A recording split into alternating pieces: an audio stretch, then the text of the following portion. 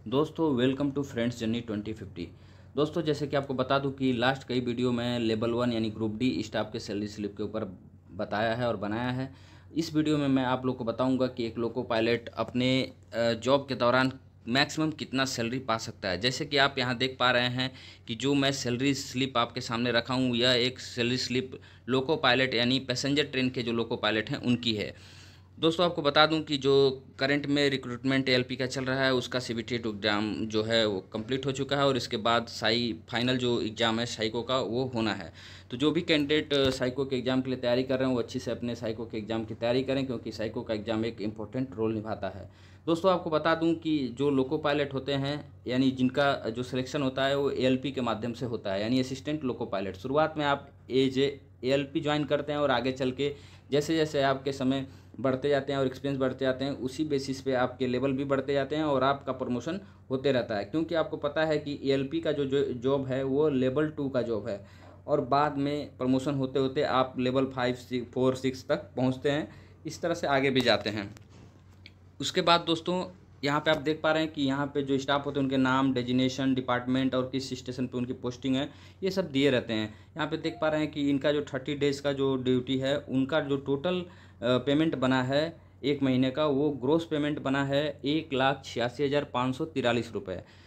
दोस्तों इनका जो बेसिक पे है आप यहाँ देख पा रहे हैं 70,000 रुपये है और इनका जो करंट लेवल है वो लेवल 6 है। जैसे कि आपको पहले ही मैंने बताया कि एएलपी लेवल 2 से स्टार्ट होता है और इनका जो लेवल अभी है करंट में लेवल 6 है। लेवल 6 में ये करंट में भी ये जो लोको पायलट पैसेंजर हैं इनका टोटल जो ग्रोस पे बन रहा है 1,86,543 रुपये बन रहे हैं।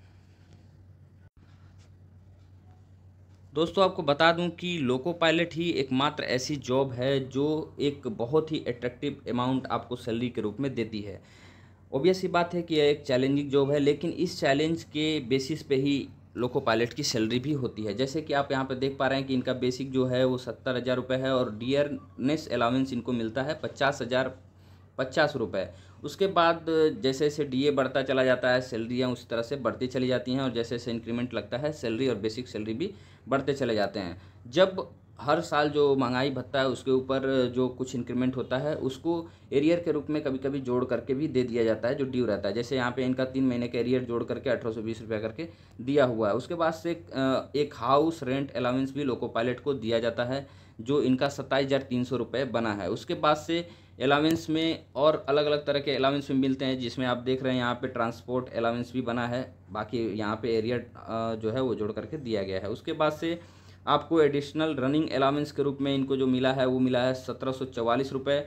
और जो रेलवे में लोको पायलट के लिए जो सबसे बड़ी और मोस्ट इम्पोर्टेंट जो सैलरी को बढ़ाने वाली जो चीज़ होती है वो होती है किलोमीटर अलाउंस, जो इनको यहाँ पे 17,600 कुछ रुपए मिले हैं। उसके बाद दोस्तों आपको बता दूं कि इनका जो रनिंग अलाउंस जो दिया गया है पर किलोमीटर के हिसाब से जो मिलता है वो 17,613 रुपये मिला है।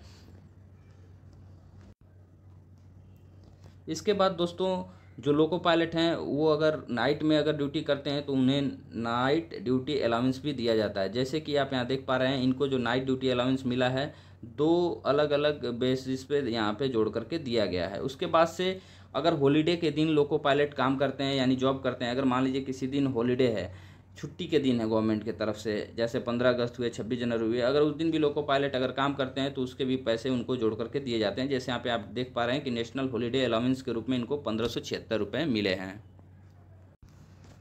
इस तरह से सभी पैसों को जोड़ करके इनका जो टोटल ग्रोस पे बना है वह बना है 1,86,543 रुपये। लेकिन इस 1,86,543 रुपये में से कुछ पैसे डिडक्ट भी कर लिए जाते हैं। जैसे कि आप यहाँ देख पा रहे हैं, यहाँ इनका जैसे आप देख पा रहे हैं कि प्रोविडेंट फंड सब्सक्रिप्शन में 9,042 रुपये कट रहे हैं। उसके बाद से वॉलेंटरी कंट्रीब्यूशन ऑफ पीएफ, इसमें इनका 30,000 रुपये कटे हैं। उसके बाद से रेलवे एम्प्लॉयमेंट इंश्योरेंस स्कीम जो सी है उसमें 30 रुपये कटे हैं। इनकम टैक्स के रूप में इनके जो 12,747 रुपये कटे हैं। उसके बाद प्रोफेशनल टैक्स जो है वेस्ट बंगाल सरकार को जो ये दे रहे हैं वो 200 रुपये है। उसके बाद से eastern railway employment corporation bank limited, यानी ये आपके ऊपर डिपेंड करता है अगर आप उससे जुड़े हुए हैं तो। दोस्तों इस तरह से जो इनका टोटल रिकवरी हुआ है वो हुआ है 52,519 रुपये। दोस्तों इस तरह से इनका जो ग्रॉस पे था उसमें से इस पैसे को माइनस करके इनका जो नेट पे बना है वह बना है 1,34,034 रुपये। यानी कि इस तरह से इनका जो टोटल डिडक्शन के बाद जो पैसा बना है सैलरी के रूप में वह बना है 1,34,024 रुपये।